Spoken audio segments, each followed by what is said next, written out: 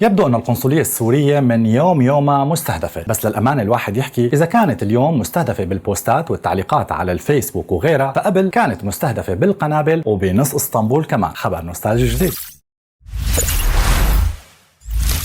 رحلتنا لليوم لسنة 1976 وتحديدا تاريخ 7 أغسطس آب، التاريخ يلي نشرت فيه مجلة سيستارجيسي المختصة بأخبار الفنانين والمشاهير خبر عن استهداف القنصلية السورية، وإنما بدل تفجير القنصلية نزلت القنبلة على بيت فنان تركي معروف. بيقول الخبر أنه انفجار ضخم صار ببيت النجم السينمائي عزت جوني نتيجة أنه بعض الأشخاص حاولوا يستهدفوا القنصلية السورية يلي كانت فوق بيته بطابقة. جوني أكد للشرطة أنه ما عنده أي أعداء أو مشاكل مع حدا، وأنه الشيء اللي صار ما ممكن تفسيره. الغرفة مقلوبة فوقاني تحتاني. القنبلة حفرت بعمق 10 ل 15 سنتيمتر بغرفة ابنه الوحيد عمر. الفوضى بكل محل، شبابيك مكسرة وإزاز بكل محل، الكراسي اتكسرت والبرادي صارت شقف، عدا عن أثر الشظايا على الجدران وخزانة الملابس. بيقول جوني بالفعل تقول إنه رجعنا من الموت بكل معنى الكلمة. الصدمة كانت واضحة عليه بشكل كبير وهو عم يحكي عن الموضوع. بيقول بتفاصيل الشيء اللي صار، كنا قاعدين أنا وزوجتي إيبيك بغرفة القعدة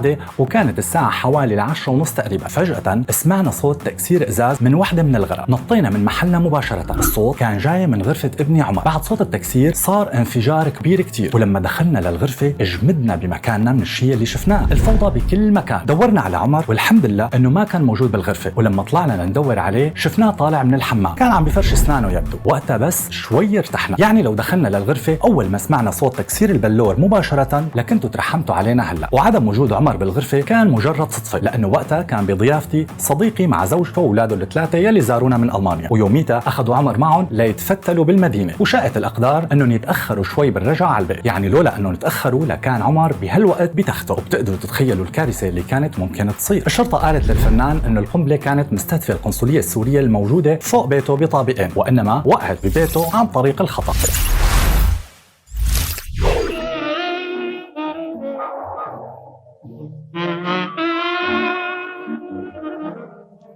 Şuraya.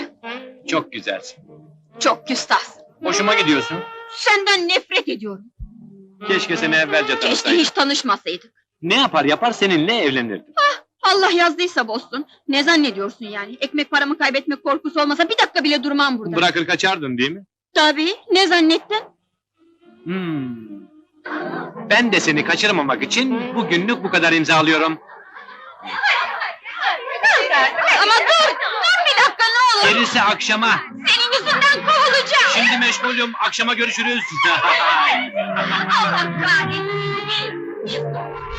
هي ما الصدفة الوحيدة بحياة الفنان عزت جوني، لأنه حتى دخوله للمجال الفني كان مجرد صدفة. الفنان يلي هو من مواليد اسطنبول 1934 شاف بالصدفة إعلان بالجريدة بسنة 58 وقرر يقدم، يعني من مبدأ خلينا نضرب هالطينة بهالحي. وبالفعل كان هالإعلان الصغير البداية ليصير برصيده بعد أكثر من 100 فيلم سينمائي وعدد من الجوائز المهمة بتركيا. من أهم هي الجوائز جائزة أفضل ممثل يلي أخذها بسنة 64 بمهرجان البرتقالة الذهبية، يلي يعتبر حتى هي اللحظة من أهم المهرجانات السينمائية في تركيا. هذا كان كل شيء بخص خبرنا لليوم، منشوفكم بالخبر الجاي.